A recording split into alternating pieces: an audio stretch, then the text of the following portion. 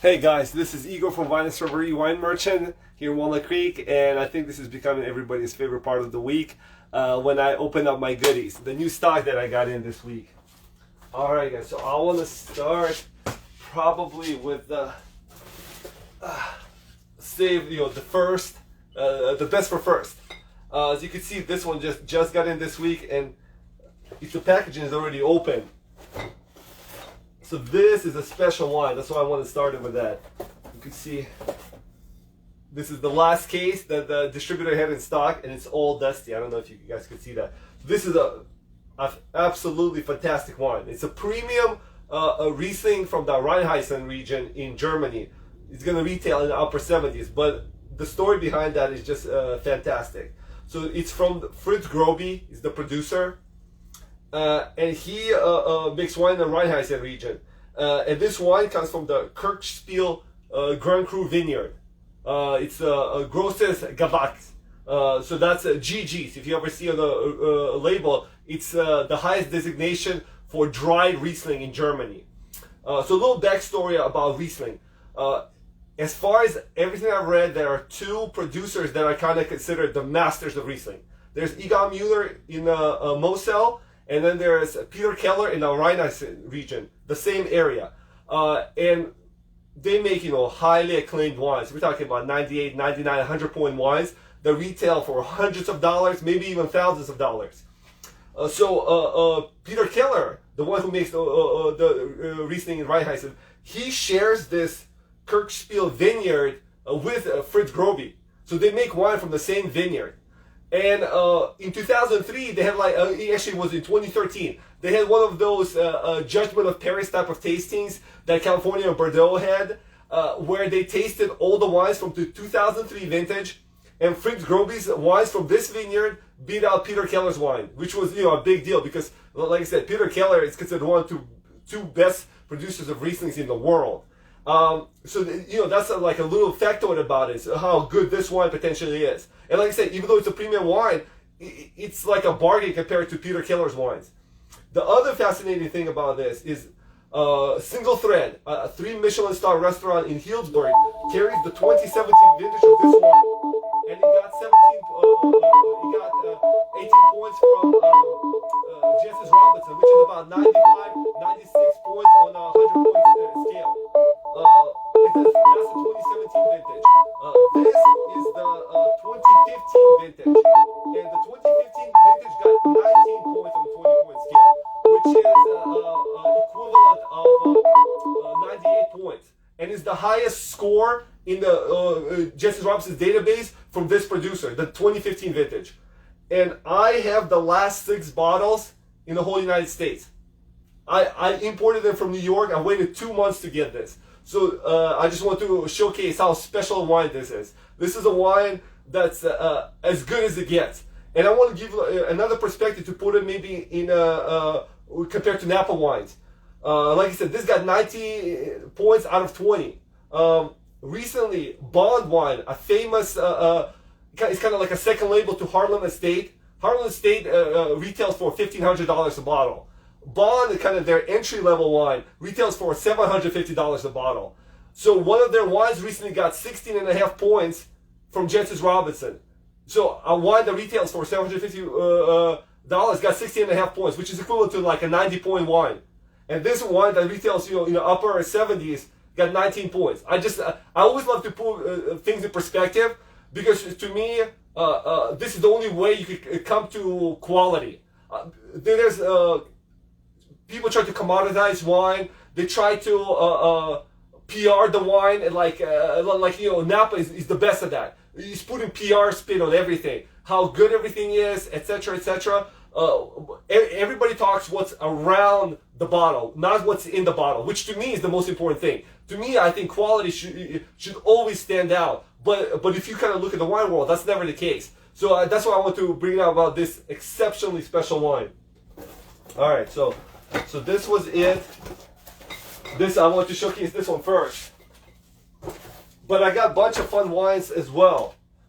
I don't even remember what's in each box. I have to kind of open up and kind of remind myself what I ordered. All right.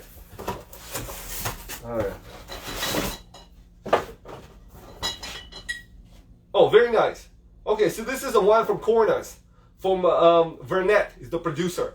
Cornas is Northern Rhone appellation. So Northern Rhone is famous for two appellations, Hermitage and Côte-Rôtie. And they produce the best Syrah in the world, highly renowned wines. So Cornas is considered kind of the third, like a slightly lesser appellation, but they make, you know, as fantastic Syrahs just as well. And this Syrah from 2017 got 94 points from Vinous Media magazine, which is a good rating. And Cornas is one of those premier wines. This is a wine that typically the starting point is like $70, and then it goes into hundreds per bottle. So it's a premium wine region. And this, once again, I got it from New York, and I'm very excited about it because it's a Cornas that's going to retail below 50, which is very unusual right now to find a wine from this famous appellation to retail at that price point. All right.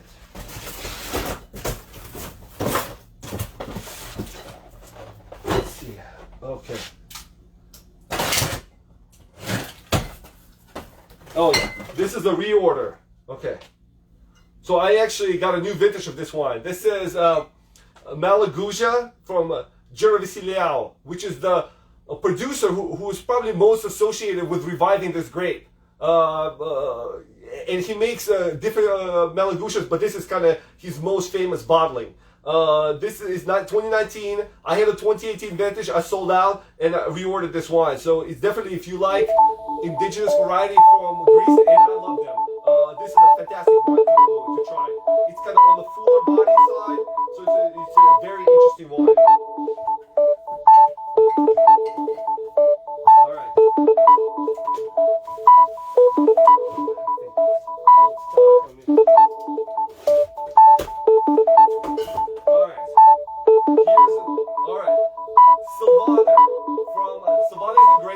This is from Abbazia di Novacella. They actually had a Kerner from them last week. So this is a different grape that I ordered. Savannah's claim to fame is that it's the best pairing for asparagus, a food item that's typically very hard to pair with wine.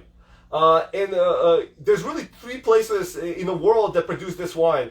Alsace, Alps, like this one, and some German regions, especially the Franken region. And this is, I think I was explaining last week, Abbazia di Novacella. It's Abbey, and they produce fantastic wines. And this wine got 94 points from Wine Enthusiasts, $24, and that's a spectacular value.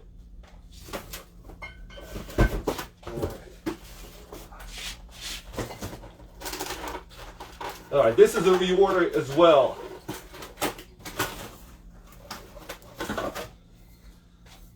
Celepos Assyrtiko from Santorini. Assyrtiko might be, besides Riesling, my favorite wine grape, especially from Santorini. So Santorini is an island in Greece, and it's on volcanic soils surrounded by the sea. These wines are so fresh and minerally driven and racy. Their profile is just amazing. If you've never tried Assyrtikos, I would highly, highly, highly recommend trying Assyrtikos from Santorini. The one thing about these wines is every single vintage, meaning new year of the wine, they're just going up and up and up. The 2018 vintage I was retailing for $32. This is 2019. The price jumped to $38. Just to give you a perspective of how the popularity of this wine is growing. So the demand is higher, the supply is still the same. I'm expecting these wines to grow. I think they're going to hit a $50 mark pretty relatively soon. And we're talking about entry-level wines for these wines. So this is a fantastic wine to try. And I think I have one more, yeah. All right. This is Prosecco from Ruggeri. The one thing about Prosecco, Italians did their best to commoditize this sparkling wine. So Prosecco, it's a sparkling wine from Italy. It's made in a Charmat method, where they make bubbles occur in the stainless steel tanks, instead of like the champagne method, where the bubbles occur during the second fermentation inside the bottle. And the kind of the branding behind the Prosecco is it's a great, cheap alternative to champagne. Well, in 99% of the cases, I think I agree that it's alternative, and it's cheap, but it's not great. It's really, for the most part, mediocre wine. And it's hard to find quality examples. Like this one got 91 points from Decanter, which is pretty high score for a Prosecco wine. So that's typically what I look for. I look for these highly acclaimed wines. I want to test them out before bringing them in, and you know, it's just not finding like odd varieties. There's the kind of factors that I'm looking for. Is this unique? Is this something that might interest the consumer? Is that something that it's not popular in the marketplace? And does it have a high acclaim? High acclaim has to be a must for all these things. Just because something comes from some region or a particular grape, it comes from a particular grape variety, does not mean it's going to be good. It has to be of quality, meaning it has to come from a reputable producer who knows what he's doing with the wine.